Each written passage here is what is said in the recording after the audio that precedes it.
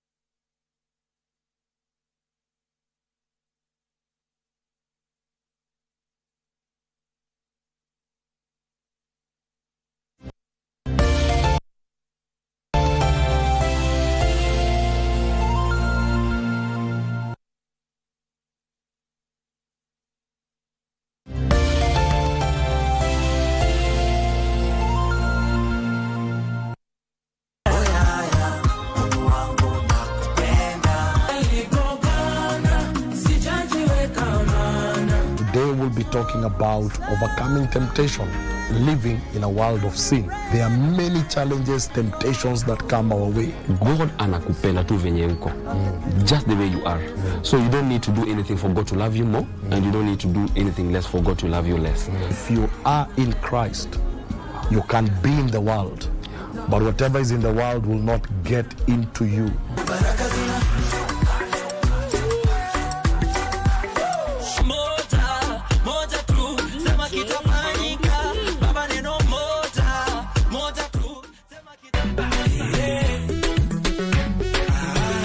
I have two talents. One of them is dancing and the other one is acting.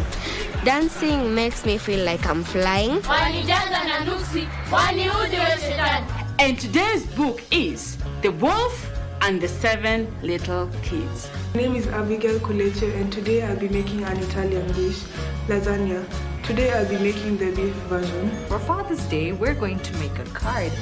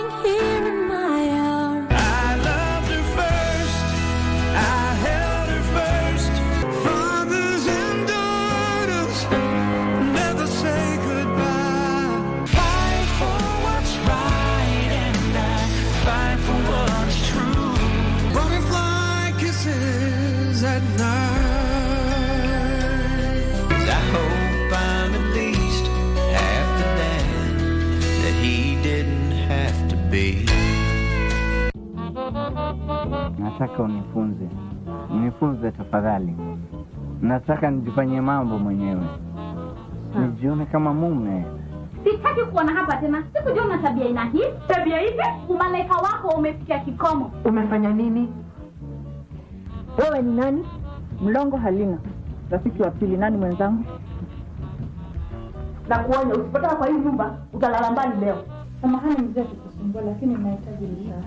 Lakini mimi namtaka.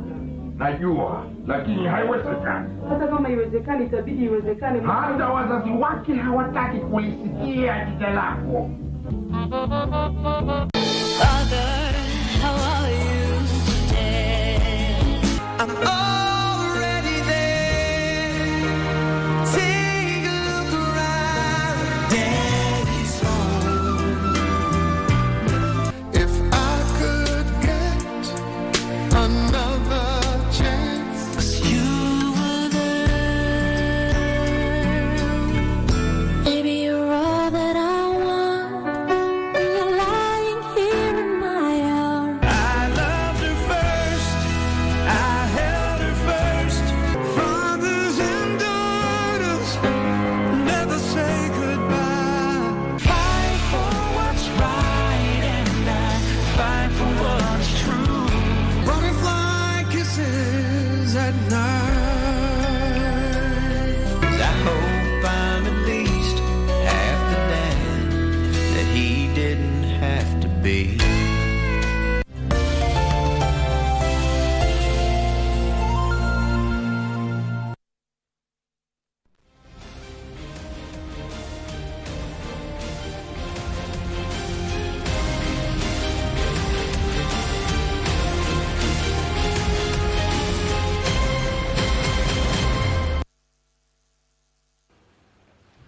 Good evening and welcome to Easy Friday. My name is Carren Kibbett. Now, as the week winds down across the world, we bring you the latest highlights, key updates and stories shaping conversations from milestones to global developments. Here is what is making headlines this Friday.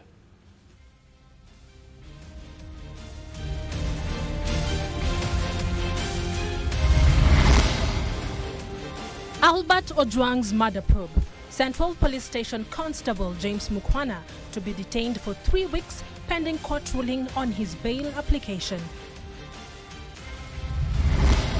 We will not allow violence to take root in our communities, and we remain firmly committed to disarming those who threaten our peace and to strengthen the safety and security of every citizen. I have your back. President Ruto says he is committed to protecting Kenyans from rogue government officers. Digging deep into the matter, ilitendeka ngo ifike hali ambapo a sister can miscarriage in And police launch investigations into an incident where a woman lost her 7-month pregnancy while in police custody in Nyandarua.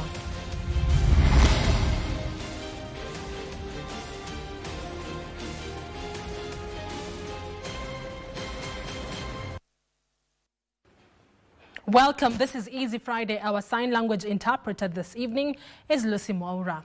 Now, the Independent Policing Oversight Authority says the officer commanding Central Police Station, Samson Talam, is in their custody in connection with the ongoing probe into the murder of blogger and teacher Albert Ojwang. IPOA also says it has recorded statements from more witnesses, including other suspects locked in the cells at the station on that fateful night. Further, IPOA says it has obtained the CCTV digital video recorders in an attempt to recover the footage. Meanwhile, the family of the late Ojwang says they are not satisfied with the arrest of Constable James Mukwana, who was arraigned in court on Friday. They were speaking at the IPOA headquarters in Nairobi.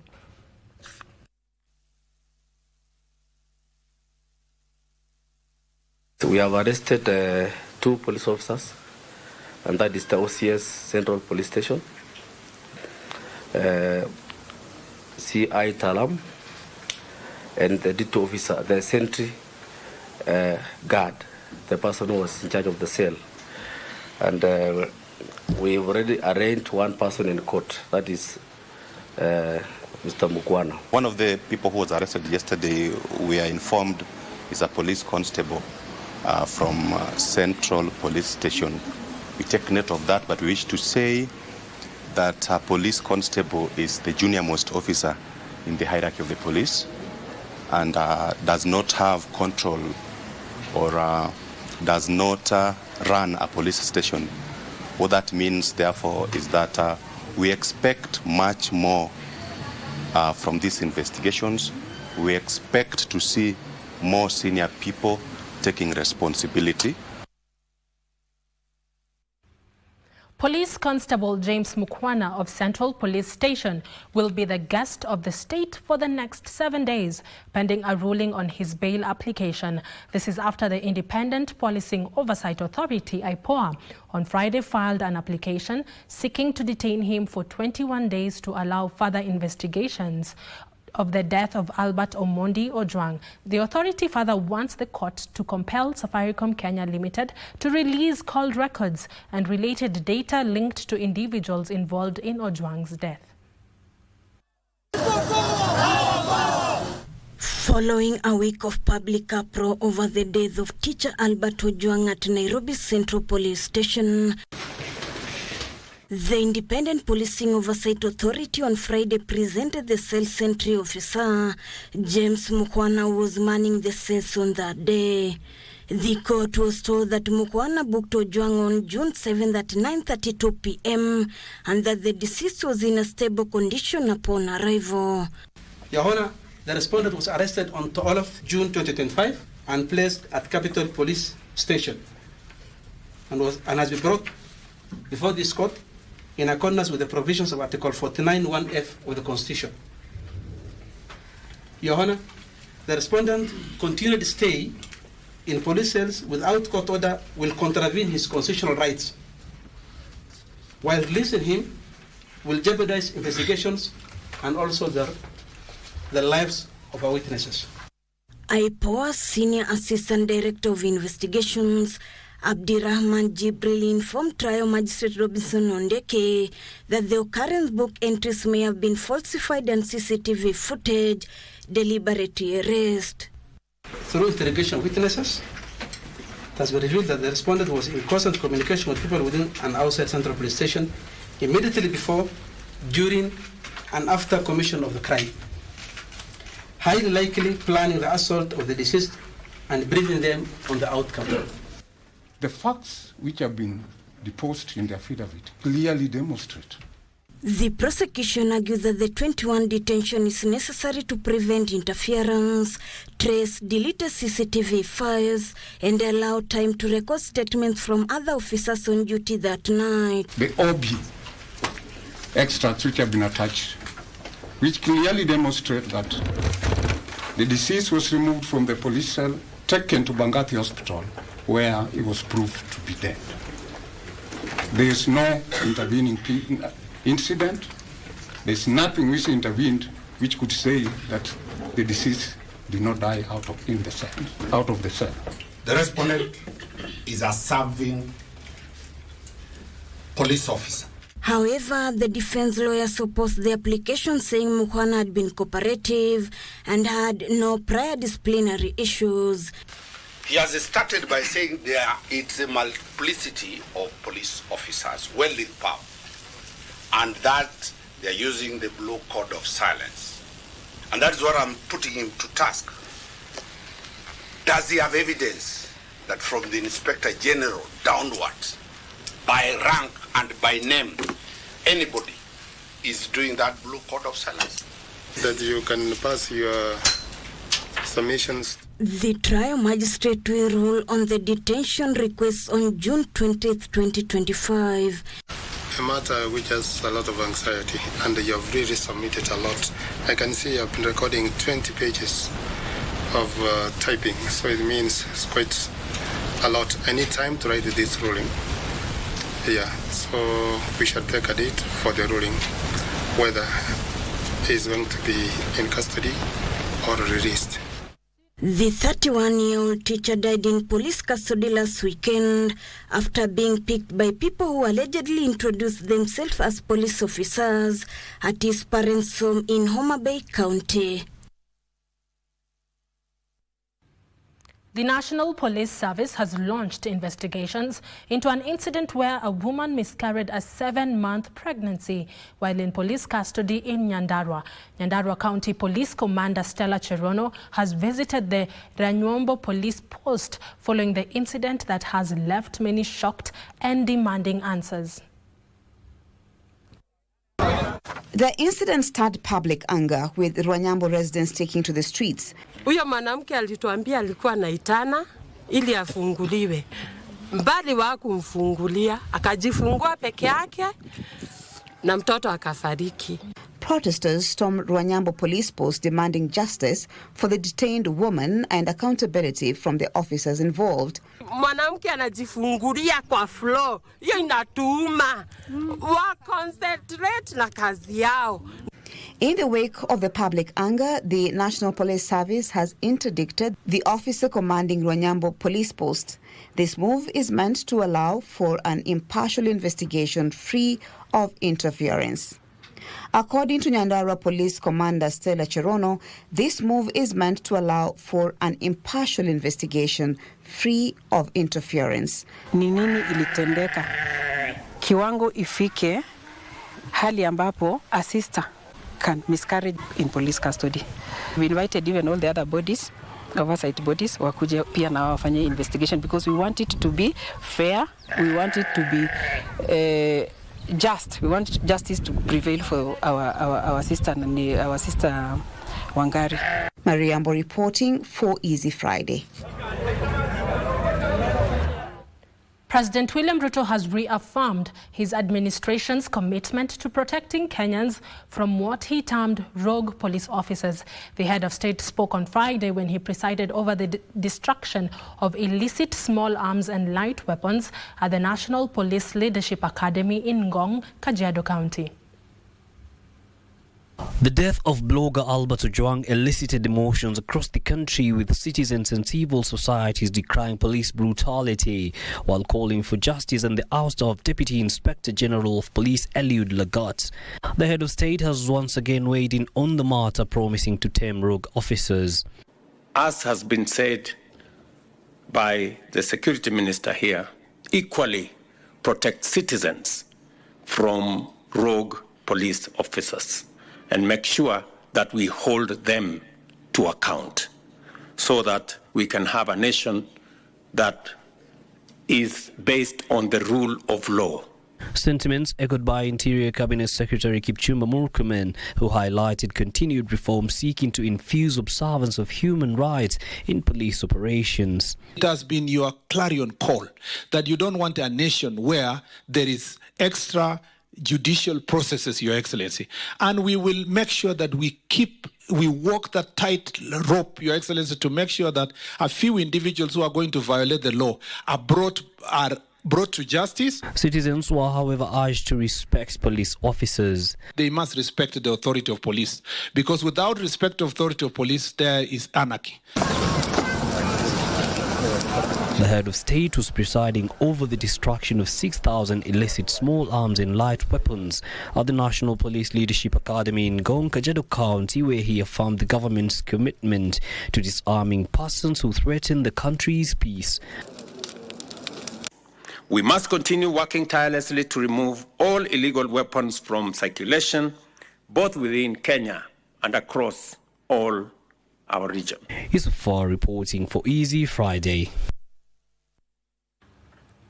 Now, President William Ruto has asked the national government administration officers to be at the forefront in the quest to keep the nation united, saying they are the face of the government in towns and villages they serve across the country. The president was speaking during the graduation ceremony of administration officers at the Kenya School of Government.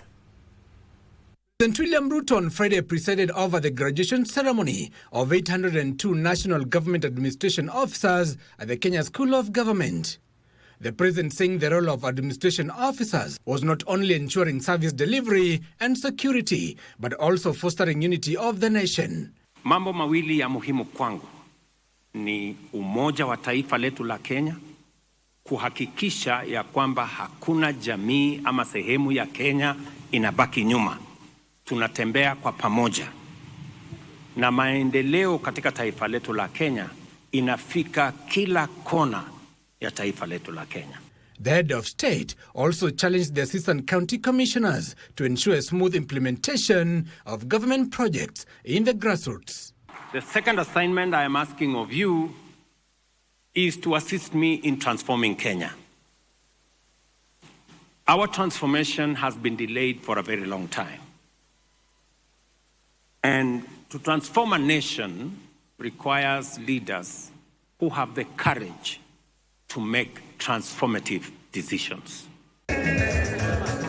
They were also tasked to relay information to relevant agencies on existing gaps in health, education, agriculture and other sectors for action.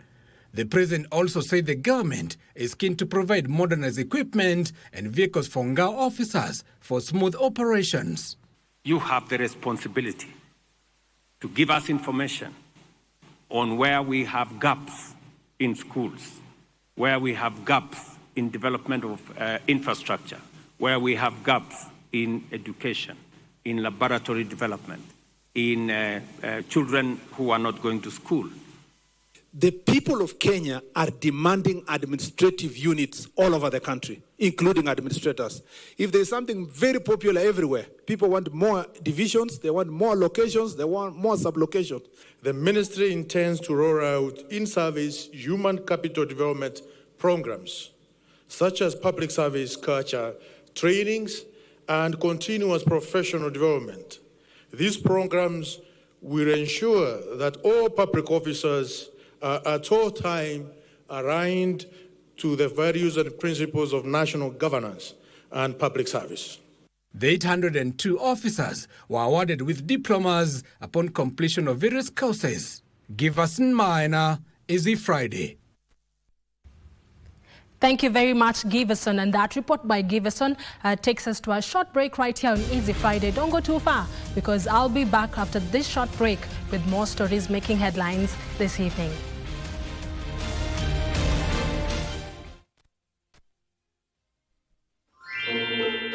Tracy, ulifikisha doza trip? Sijafikisha bado. Saving for retirement has been my biggest priority. So windy trip, nilikuambia jua kali kuna do. Mimi venye nimejipanga na hii biashara yangu, sione nikiwahi sote. Trip bado tunaenda. Na by the way, do you save for retirement? Kwani mimi ni mzee? I'm still young and I've got plenty of time to start saving later. Then again, si watu wa jua kali, hatunanga hizo ma pension plans.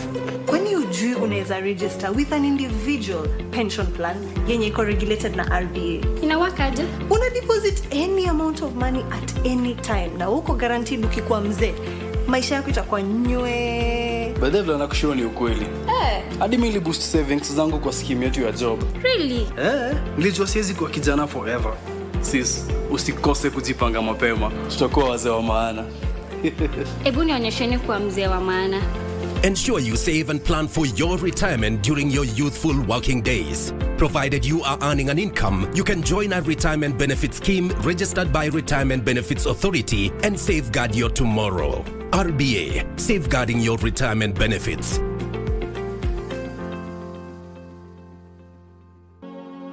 Tuko watatu hapa wagonjwa. Mungu wangu, nimefika mwisho. Imagine the pain of having 3 sick people in one family. Josephine cries her heart out, praying for healing for herself and that of her children. Apone, ninaomba apone. Hiyo ndio ombi yangu ya Kenya. Nisaidie. Kutembea tuweze tabari sana. Nasikia kama kitu inauma.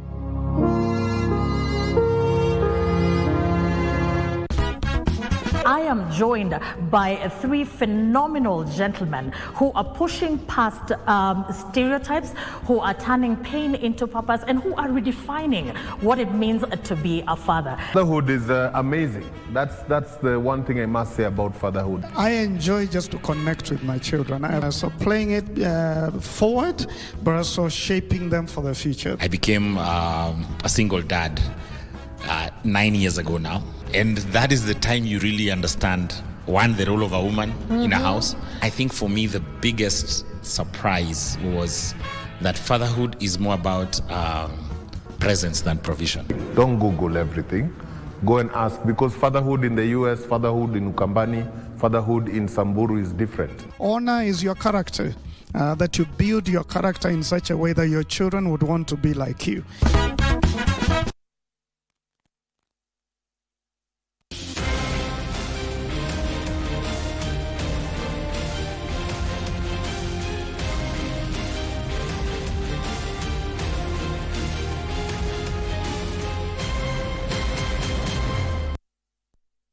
Welcome back for those joining us right now. This is Easy Friday. Now, Deputy President Professor Kithure Kindiki says the Ukambani region is benefiting fully from the government's development agenda, which aims to improve the lives of all Kenyans without discrimination. Speaking in Mwala constituency, Machakos County, during an empowerment program, Professor Kindiki said just like any other part of the country, the region deserves projects and programs that uplift the lives of citizenry.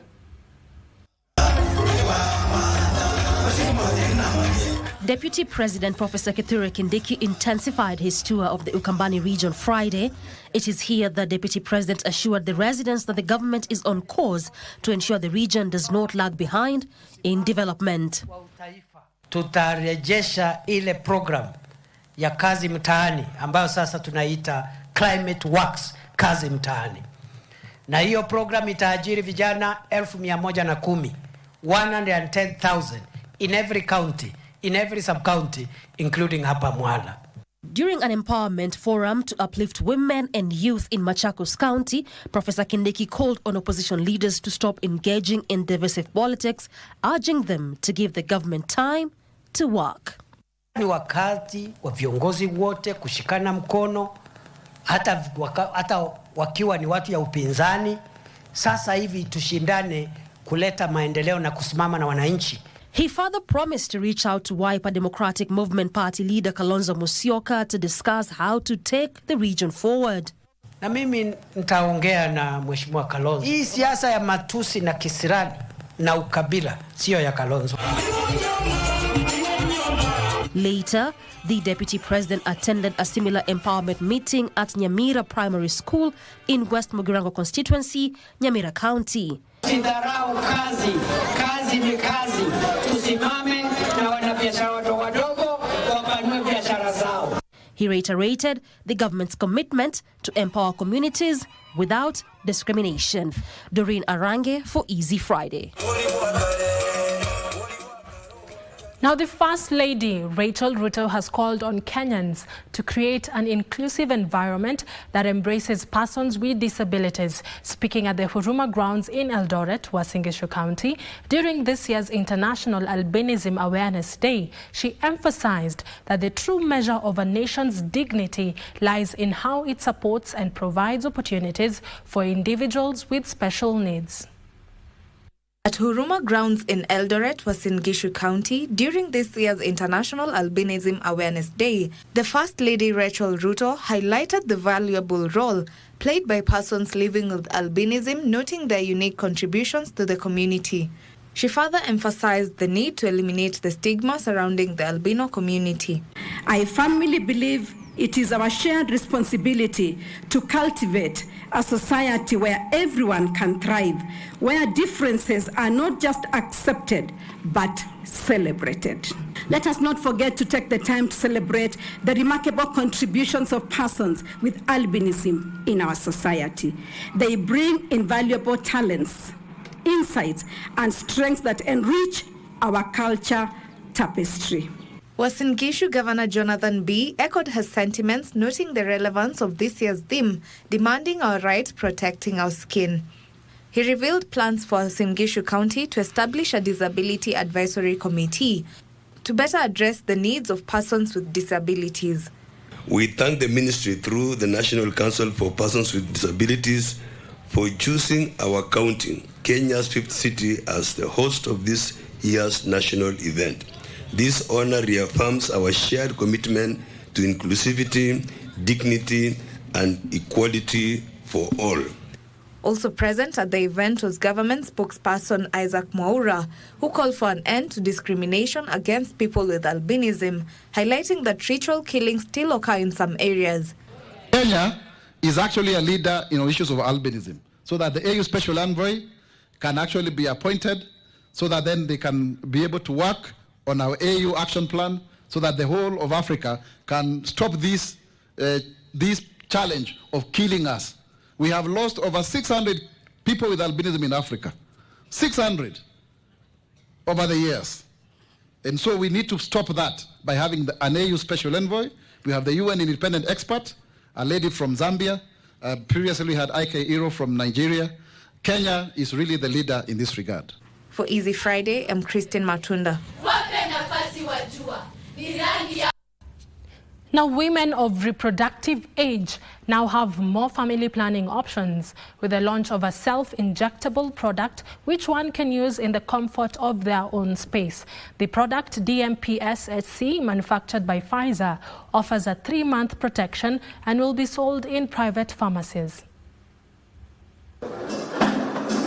Family planning products and services for the general public were mostly offered in public hospitals, but health stakeholders have now embraced a total market approach by bringing on board the private sector to offer these services.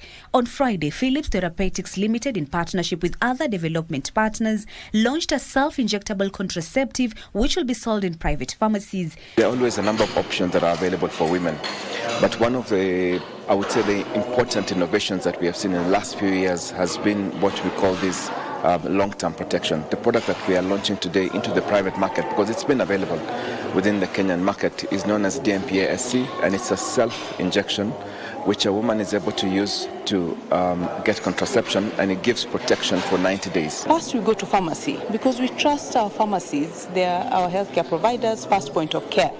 However, it wasn't the case for family planning. So with Ministry of Health policies in place, the Pharmacy and Poisons Board both represented here, we've been able to get those policies in place, train pharmacies to offer quality family planning. According to the CEO, Newton Ciele, the product will increase access to family planning commodities within the private sector, which contributes 40% of the healthcare services. Over the last couple of weeks, I would say months, that we have seen has been reduction in terms of funding, even in the public sector. So it has, of course, meant also it's very important to have such products being available within the private sector, so that the patients who cannot be able to access through the public sector can also get it in the private sector. Over 500 pharmacists in 10 counties of Kiambu, Mombasa, Nairobi, Uasin Gishu, Kisii, Kericho, Kisumu, Narok, Meru and Nakuru have been trained to offer quality family planning services to the 57% of women in the reproductive age bracket. For injectable contraceptives, the ministry changed the policy way back in 2019 so that pharmacists are now allowed to offer injectable contraceptives. And we support the initiative as Pharmacy Board. We collaborate with partners to ensure that those who are offering the service are duly trained, the premises where they operate have adequate provision. The Ministry of Health has lauded the initiative, pledging the government's commitment to providing quality family planning services. Well, the women who are supposed to use the over reproductive age, who are supposed to use, who are willing or they have a need to use family planning products, we have reached a coverage of about 57% as a country. Though we still have about 14% who cannot access. And that is therefore where we have a challenge as a country. Head of Reproductive and Maternal Health, Dr. Edward Serem, says the ministry has kicked off talks with different partners after a section of development partners halted funding. The government has been challenged to strengthen its official medicine distribution channels and empower local health systems to better protect the people from access to fake medicine. The Corporation for Africa and Overseas Healthcare (CFAO), a pharmaceutical distributor in Africa, says that with as much as 70% of medicines in the country being imported, there is a high chance of counterfeit medicines distribution, exposing patients to life-threatening risks. Its Deputy Chief Executive Officer Carren made the remarks in Nairobi while launching their white paper titled "Securing the Medicine Distribution Network in Africa."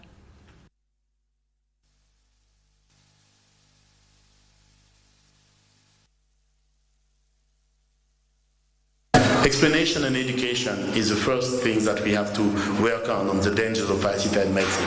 Second one is to promote the official network, the official medicine distribution channel in Africa. We have a lot of people who are working very tight with all the authority or the regulation authority, with those pharmacists, private pharmacists. It's very important that we explain, that we convince people to go to choose and to prioritize this type of channels, because it's the best important guarantee on the quality of the medicine. As part of the wider Kenyan agenda of universal healthcare, ensuring that the product is authentic for the patient is a critical, fundamental. And we are very proud to say that we're part of CFAO and that we play a significant part in ensuring authentic, genuine product to the Kenyan patient.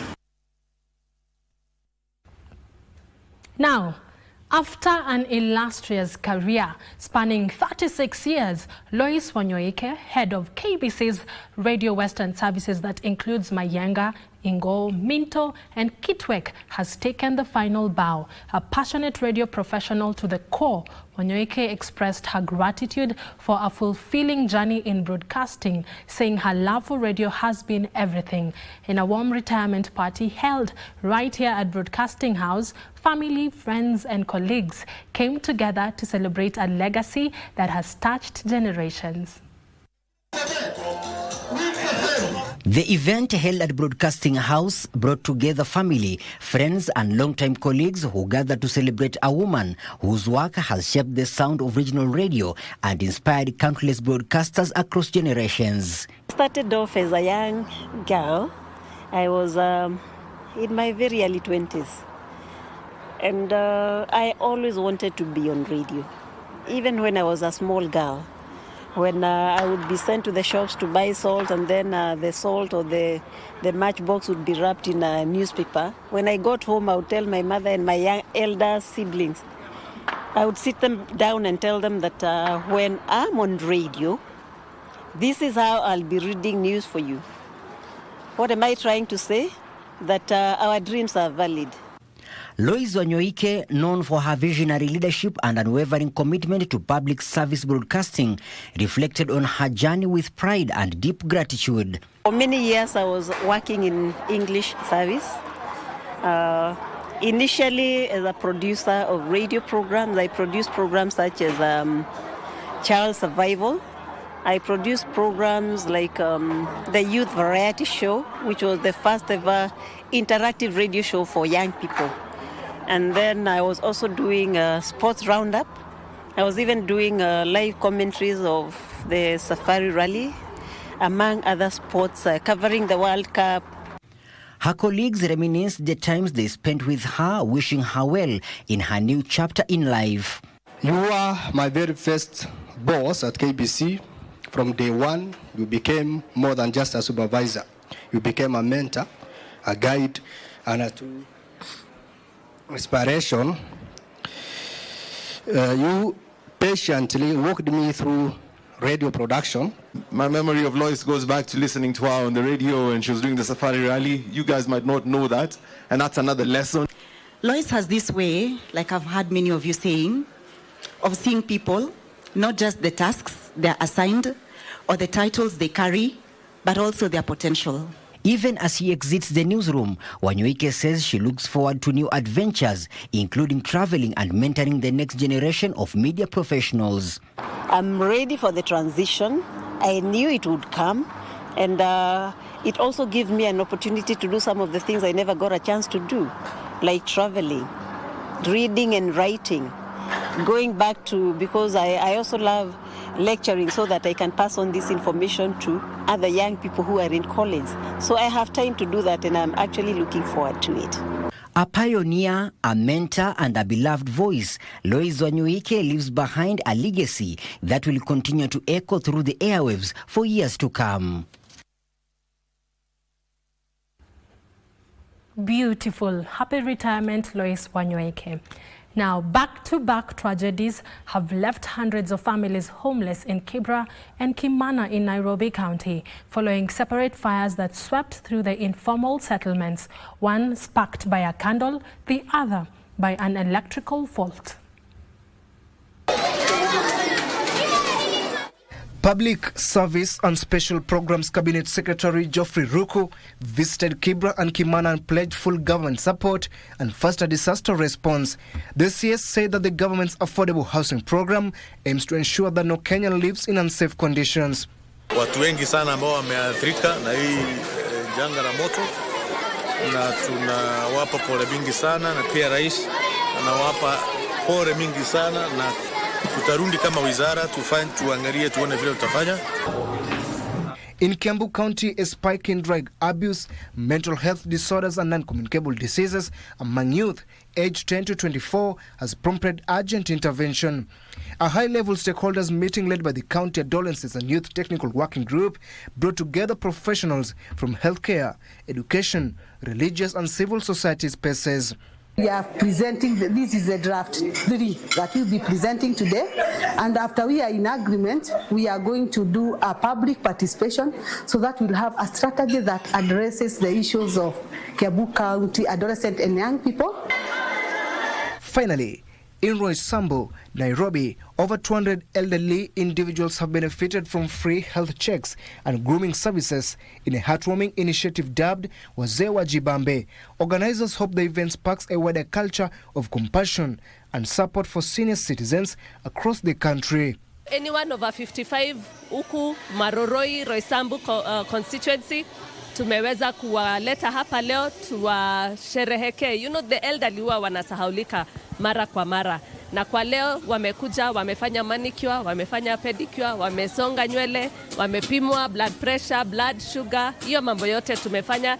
Tumekuwa na entertainment hapa, mumeona imekuwa kali sana, na tutasherehekea nao na tukule lunch na tuwasherehekee. Jukumu la kuangalia wakongwe ni ya kila mtu kwa community. Kwa hivyo tukiwaita na tuwa celebrate huwa wanasaulika. Julius Ogina, Easy Friday.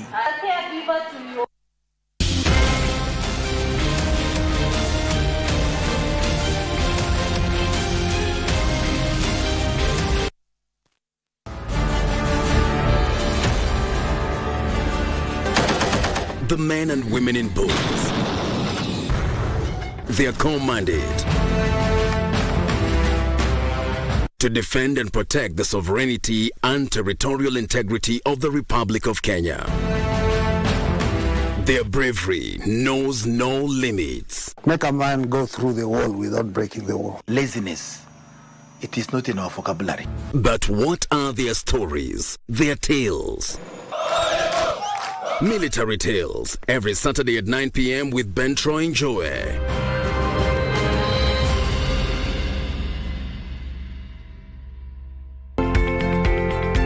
Fixing the sensation of an amputated arm. We identify this area and then we look for the nerve that was going to the skin of this area, and then we take that nerve now and connect it to the ones that were going to the hand. This week we bring you a groundbreaking surgery of a kind. Mimi nilikuwa nauliza mkono wangu iko wapi because mimi nilijua nilala na mkono. Kuamka napata sina mkono. Join us this week as we learn about transhumeral targeted sensory reinversion.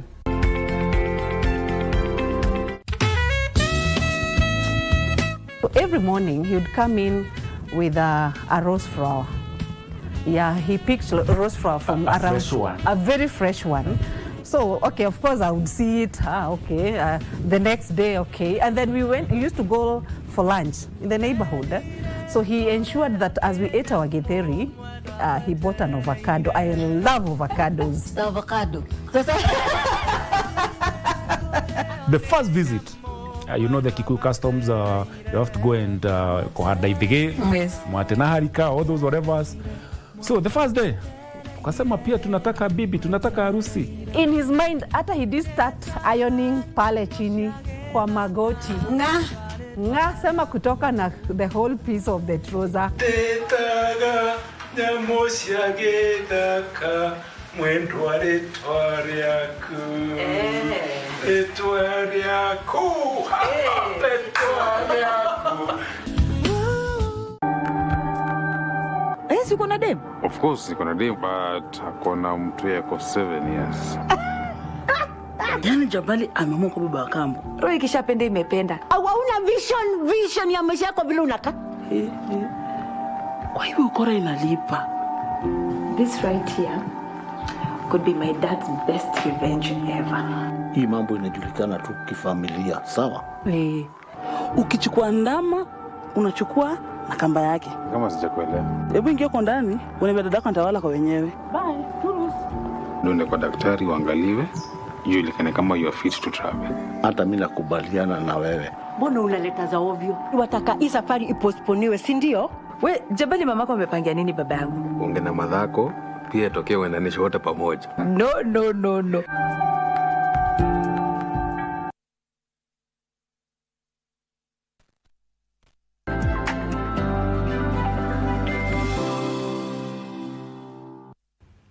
Welcome back. Let's now take a look at what's making headlines in the world of business. The National Treasury Cabinet Secretary John Mbadi has defended the substantial allocation to the security sector in this year's budget, stating that Kenya cannot afford to compromise on its safety. While acknowledging growing pressure to cut government spending, Mbadi emphasized that certain critical areas such as security must remain adequately funded. Amid a constrained fiscal environment, competing national priorities and growing public debate over Kenya's debt levels, the National Treasury Cabinet Secretary says while the calls for austerity measures are valid, there are clear limits to what can be trimmed without jeopardizing essential services. I've realized one thing. It is easy to say when you are out there that government should apply austerity measures. And let me tell you, if there is just one attack, even the money you want to make available for education will not be there. Even the money you want to make available for health will not be there. Security is not something we can compromise. And I appreciate it. When we engage with the security organs, it's when you understand the kind of threats. Mbadi says the government is considering a 2% reduction in corporate tax from the current 30% to ease the tax burden on companies and without significantly hurting tax revenue targets. Kenyans should look at this gentleman together with the Commissioner General. They are the ones who hold the key to reduction of corporate tax from 30% to 28%. If they behave well in this financial year, 2026, 2027, we are going to reduce corporate tax. On the broader economic look, economists are projecting 5% economic growth for Kenya this year.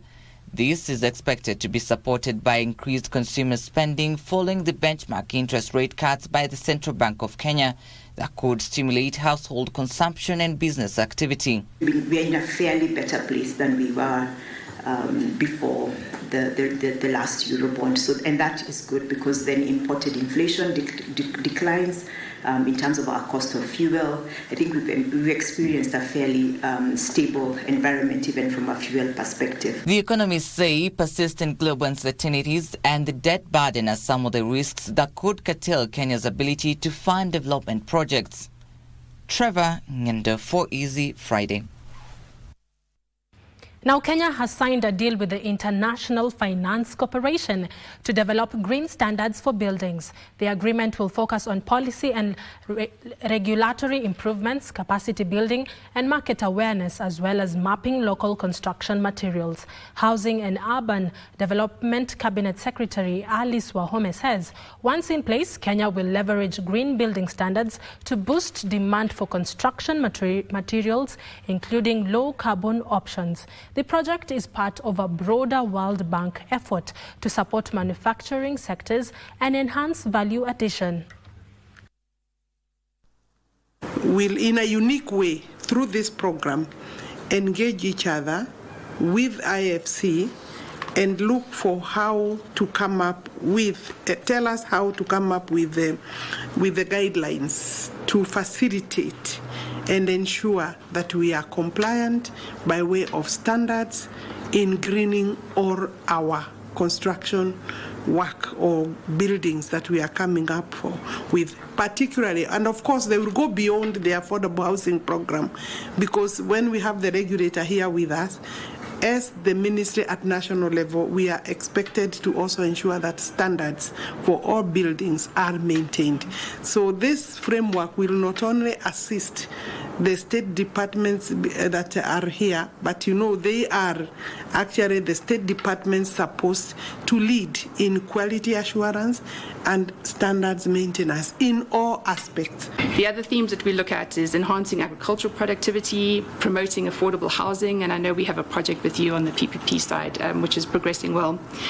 Bridging the finance gap in crucial sectors, and this is a crucial sector, and the work that we can do here and the resilience that we can build within the sector will definitely unleash more capital to enhance that. The government should increase green financing to support more households, adapt and mitigate against climate change effects. The Climate Reality Project chairperson Al Gore says green energy is among areas that need adequate financing to reduce carbon emissions and create climate-smart employment.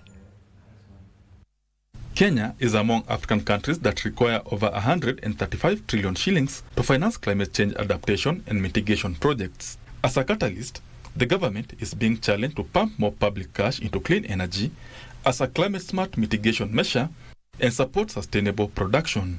On a global basis, our strategy for reducing emissions could be more successful if we locate the building of clean energy facilities like solar and wind in developing countries instead of just focusing all the money in the rich countries that already have resources. We're focused on not only what government responsibilities are, but also the World Bank and other multi-development banks like the Africa Bank, what they can do to provide adequate financing and funding to make sure that countries can leapfrog fossil fuel development and really seize the opportunity of renewable energy to create jobs, reduce pollution, and to provide resources. They are also calling on multilateral lenders to channel more grants into climate-smart solutions to ensure sustainability of green startups. How do we make sure that we are getting more grants that we don't have to pay back, and how do we make sure that we're able to demand those grants? Because, like we mentioned, Africa is not responsible for the climate crisis, and we shouldn't be the ones having to take the financial burden of mitigating the climate crisis. We have been calling for reforms not only at the World Bank but at other development banks, including the Africa Development Bank, because we need to make sure that climate finance is getting to the right locations and that there's more of it. They were speaking during the 59th Climate Reality Leadership Training in Nairobi that targets to train over 700 youths in matters climate change. Benson Rioba reporting for Easy Friday. The government will spend 250 million Kenya shillings to digitize law courts in 28 counties. This is part of the digital connectivity project that seeks to connect all law courts in Kenya with high-speed internet. ICT Cabinet Secretary William Kabogo has said the project is being funded through the Universal Service Fund. Speaking in Msambweni, Kwale County, during the launch of the Msambweni Law Court Digital Connectivity Project, Kabogo has said the ongoing digital connectivity will enable virtual court sessions, including bail hearings and plea taking, reducing travel burdens for citizens in remote areas. Chief Justice Martha Koome says the project is a key step in enhancing access to justice under the judiciary's digital transformation agenda. The CJ further says the infrastructure will help bridge the justice gap between urban and rural regions, ensuring no Kenyan is left behind in the digital age. By digitizing courts, we are reinforcing this trust in a sector that is foundational to the rule of law. Electronic filing, virtual hearings, and the digitized case management make the judiciary more responsive and accessible to citizens regardless of their geographical locations. We've seen litigants and advocates not being able to access the networks that we have, and also the courts operating on what our CS told us is weak Wi-Fi connections.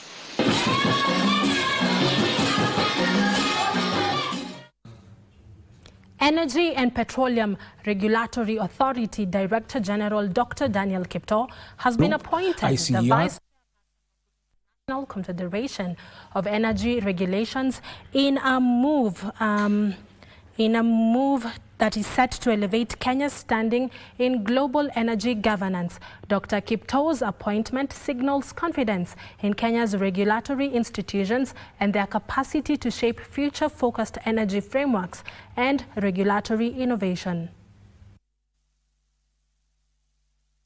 I am quite pleased also to having been elected yesterday as the Vice Chair of the Global Association of Regulators in the Globe, ICER, where I'll be serving as the Vice Chair.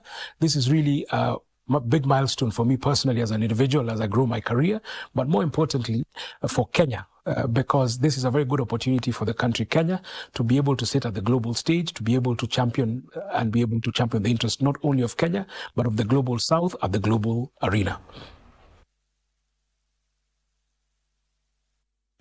Now, there is need for standardized legal framework across African countries to support innovation, protect users, and enable scalable cross-border blockchain solutions.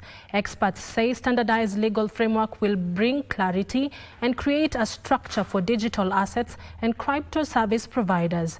They were speaking in Nairobi at the Kenya Blockchain and Crypto Conference that brought together innovators, policymakers, investors, and thought leaders from across the blockchain and cryptocurrency ecosystem. Transacting in crypto, and which could basically mean that you're swapping one crypto for the other. You get a 1.5 tax. So what we've been advocating for through, of course, a number of policy partners in the ecosystem is to be treated like banks and not like, say, gambling companies, so like financial institutions. As it stands right now, it's a good piece of legislation. It's a very strong piece of legislation. It shows that the regulators took time to listen to the industry and absorb the knowledge and understand it themselves before they actually regulated it. And the engagement that's been going after, the different reiterations of it, I can only commend the regulators for doing that and government for actually listening to the industry players. We have built this all-in-one, robust AI-powered verification solution that enables that businesses that are operating in Kenya, in Africa, and globally are fully secure. They are confident on the individuals that they are onboarding on the platform. They are not fraudsters, and these are people that have good intentions in order to help them to grow their businesses.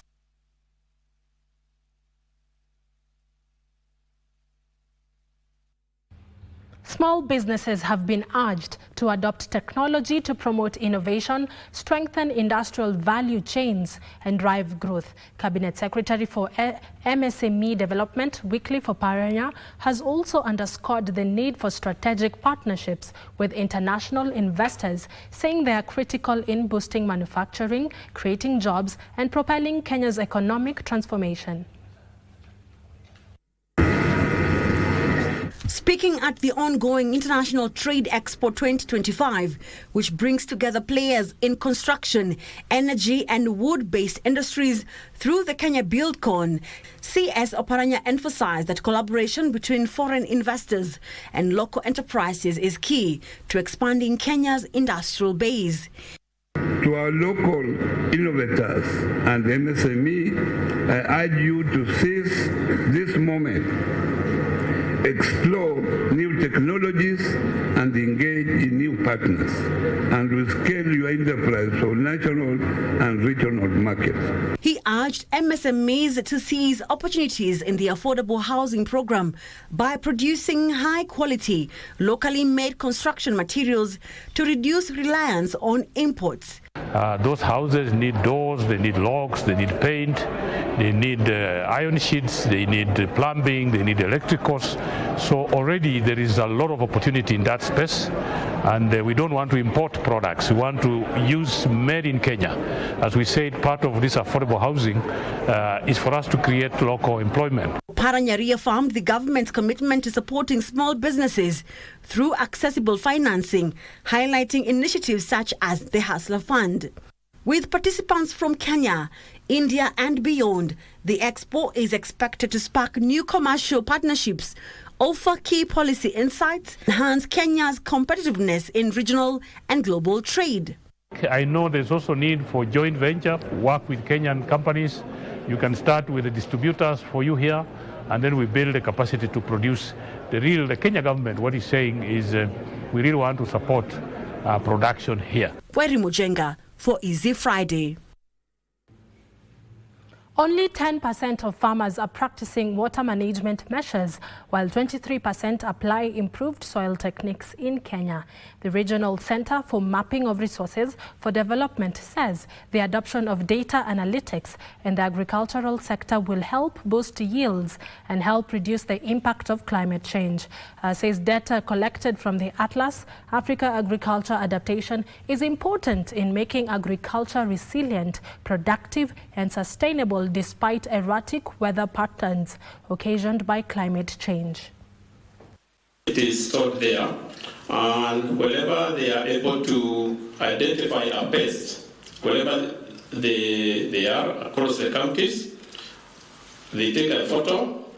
The information is relayed quickly to the geoportal, and since this geoportal has analytics, it can be able to interpret what the species are and also the area of investigation. So it is quickly, they can be able to put mitigation measures quickly, and that is how the pest can be managed. And finally, global oil prices have jumped after Israel said it had struck Iran in a dramatic escalation of tensions in the Middle East. The prices of Brent and NYMEX light sweet crude were up by more than 10% shortly after the news emerged, hitting their highest levels since January. Traders are concerned that a conflict between Iran and Israel could disrupt supplies coming from the energy-rich region. The cost of crude oil affects everything from the price of food at the supermarket to how much it costs to fill up your car. In the Asian trade, prices had eased slightly, standing around 7.5% higher. Brent crude was at $74.5 per barrel, while NYMEX was at $73.2. Amid escalating Middle East tensions, the Strait of Hormuz is a major concern. This vital shipping route handles about 1/5 of the world's daily oil supply. An Iranian attack on its infrastructure shipping could halt millions of barrels of oil, causing significant global economic fallout due to the constant flow of tankers through the strait. Meanwhile, China announced its readiness to eliminate tariffs on imports from all 53 African diplomatic partners. This expands the prior zero tariff deal extending to major trading partners like South Africa and Nigeria. China has been Africa's largest trading partner for 15 years, with 2023 African exports to China totaling $170 billion.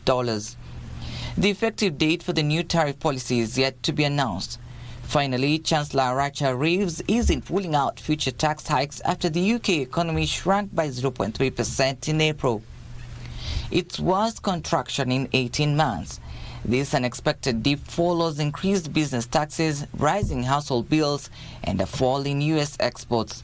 The figures emerged just after Rave's outlined spending plans, though economists warn more tax rises are likely without stronger growth.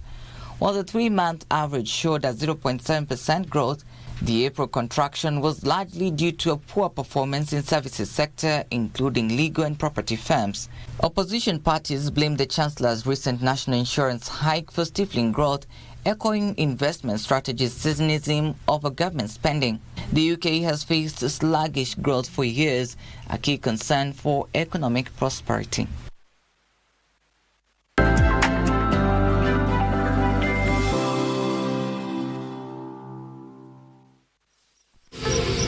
Wiki hii kwenye Mkulima tunajifunza namna ya kumfuga ng'ombe wa maziwa na kisha jinsi ya kutumia teknolojia shambani. Watoto wetu wamemaliza shule, wengine wamemaliza college na ni hapa tu ukulima. Ungana nasi siku ya Jumamosi saa 10:30 kwa mseto kamili wa kilimo hapa KBC Channel 1.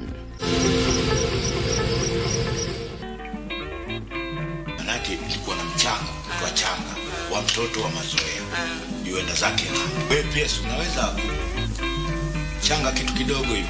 Kuna mtindo unaitwa Jagwa, nikikuchezea utakimbia hapa. Ushaona huo? Unaosha mguu mmoja tu na kwenda kusomea udaktari wa macho. Andika ngapi? 200. Swa daktari. Hichi kitabu si niambia kimepotea? Hichi cha mazoea. Hichi kitabu alionipa ni mazoea. Mtoto mazoea anakwenda ngambo lini? Wiki ijayo. Hichi kitabu tangu cha mwaka jana hichi. Polisi bwana. Polisi. Sasa kama ni polisi mimi si eti basi.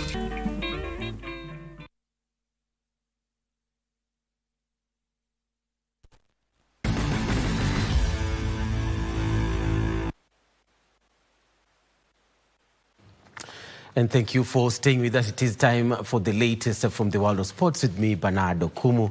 An Olympic bronze medalist, Faith Cherotich, continued with her imperious form this season to win the 3,000-meter steeplechase women's race with the world-leading time and a new meeting record of 9 minutes 02.60 seconds on Thursday night at the Bislett Games in Oslo, Norway. It was her second victory in the Diamond League this season after winning in Doha last month.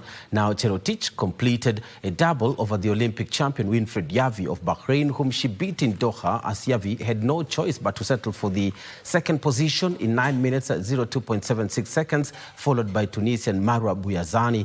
Olympic 800 meters champion Emmanuel Wanyonyi registered his first win in the Diamond League this season with the season's best time of 1 minute 42.78 seconds. Mohamed Atawi of Spain finished second in 1 minute 42.90 seconds, followed by Jamel Sejati of Algeria. Record.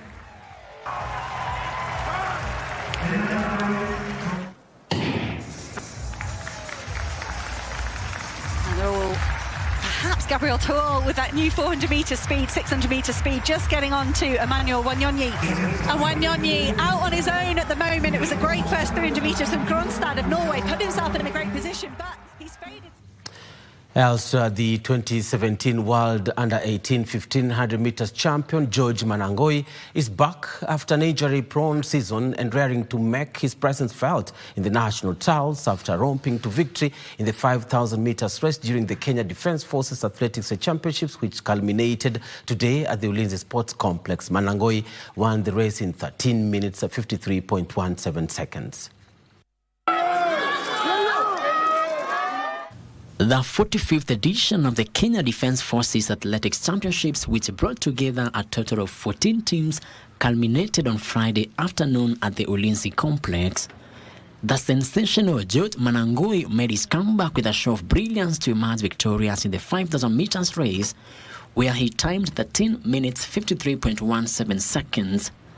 He was followed by Ronsa Konga in 13 minutes 54.16 seconds, while Ezekiel Letaya finished third in 13 minutes 54.65 seconds.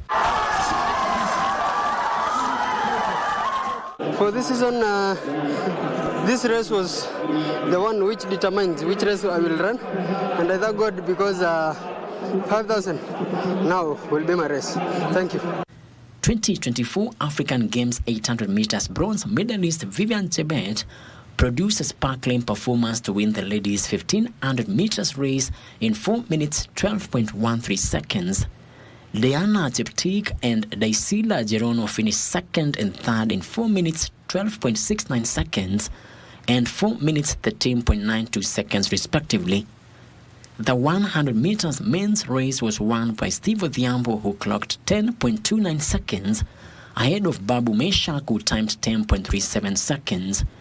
Muresa Bonfast settled for the third position in 10.49 seconds. As we are heading to World Championship, our team has to be the finals. But heading to the nationals, Team KDF is going to perform well. Yes. And to soccer now, where the national soccer team Harambee Stars is back home after a series of international friendlies in Marrakesh, Morocco.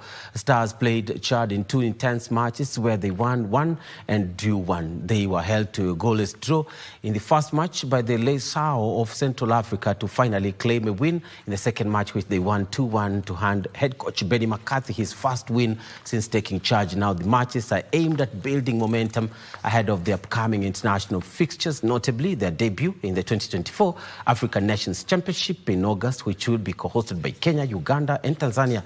Both teams are also involved in the 2026 FIFA World Cup qualifiers, which resume in September.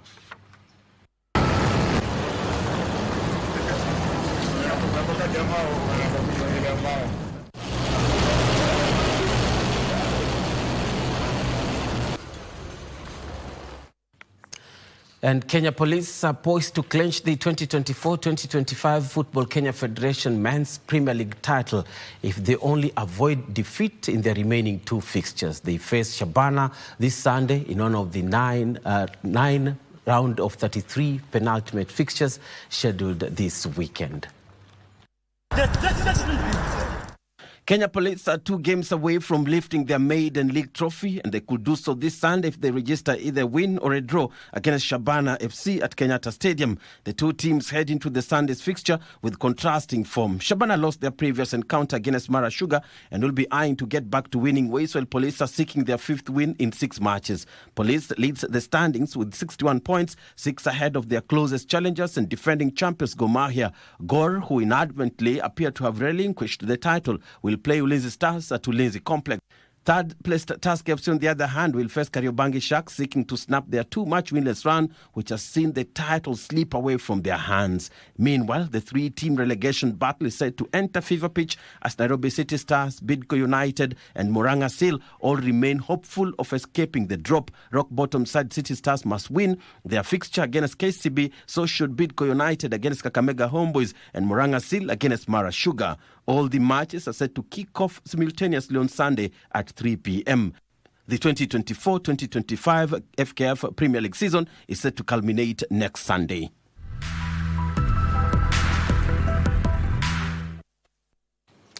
And the national beach handball under-17 men and women's teams have officially been flagged off to head to camp ahead of the International Handball Federation World Championship slated for the 17th to 22nd of this month in Tunisia. Now, the men's team will open their campaign with a match against Tanzania on 18th of this month. Frederick Moki has the details. The championship, which will be in its 3rd edition, will feature 16 teams for both men and women. The Kenya men's team is in Pot 4 alongside Puerto Rico, Cook Islands and Senegal. Meanwhile, the women's team is in the same pot with neighbors Tanzania, Senegal and Bulgaria. Spain are the reigning women champions, having won the title in 2022, while Croatia are the men's reigning champions. Team Kenya has been intensifying its training in Kilifi County as it will be seeking to show an impressive performance.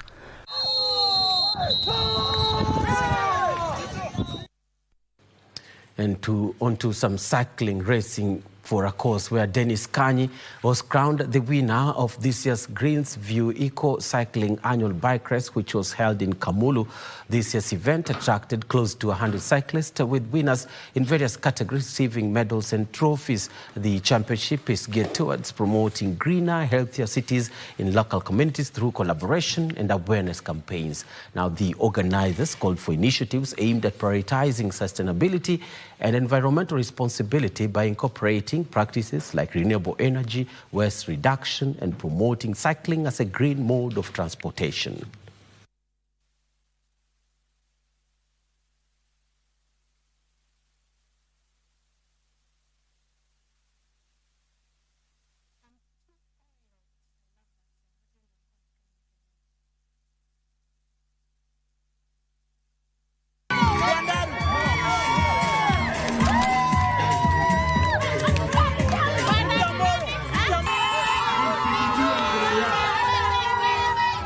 The race was tough, but at the same time easy. I became number one, as you can see. To me, it helps me because I like sports and I'm talented in things like this. Thank you. We have different stations and substations where we place the classes, and we also place the educators in those particular areas. So it is a collective responsibility. It involves the whole, the entire community, from the teaching and the non-teaching staff. Today was our third bike fest. This is an event we have every year, and of course we take it through from playgroup all the way to grade 9. Our learners come in with their bikes.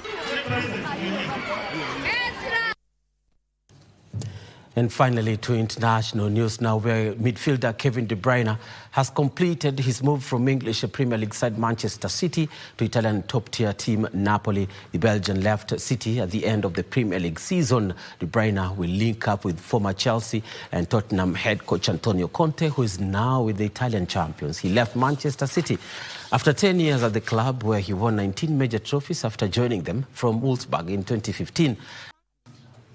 And well, with that story from Manchester United getting off the blocks fast with the signing of Cunha, they also reported to be eyeing Bumo. How about Arsenal? Who are they signing after getting Zubi Mendy? And also, remember, Manchester City have also gotten off the blocks with 3 or 4 signings already. However, back here this weekend, it's when the title for the men's Premier League will be decided. But that's it from me. Thank you so much for watching. I wish you a great night and great weekend ahead. I'm Bernardo Kumu.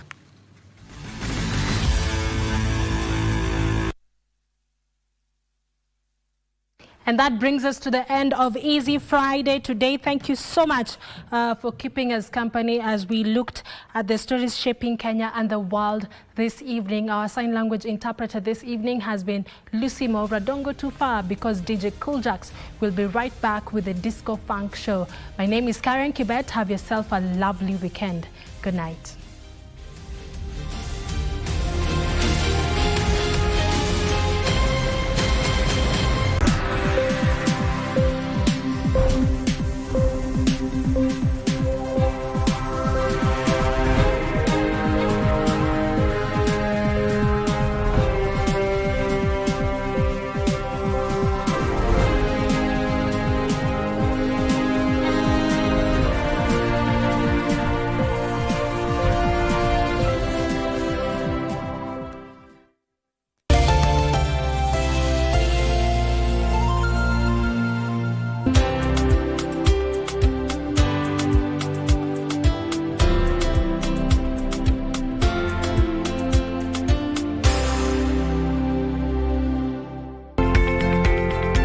Fixing the sensation of an amputated arm. We identify this area and then we look for the nerve that was going to the skin of this area, and then we take that nerve now and connect it to the ones that were going to the hand.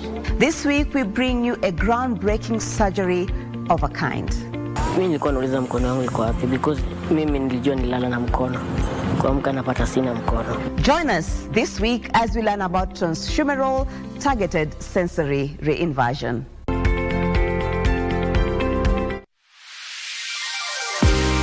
This Father's Day, tell us why your dad is your hero. Is it his strength, his kindness, or his bad dad jokes? Post a 1-minute video sharing what makes your dad unforgettable, and you could win a one-night staycation at one of these hotels: the Fairview Hotel Nairobi, the Best Western Hotel Upper Hill, or the Holiday Inn Nairobi. Simply tag your 1-minute clip at Y254 on X, Facebook, and Instagram for your chance to win. Choose one of these hotels to also tag in your post, and you could spoil your dad for a night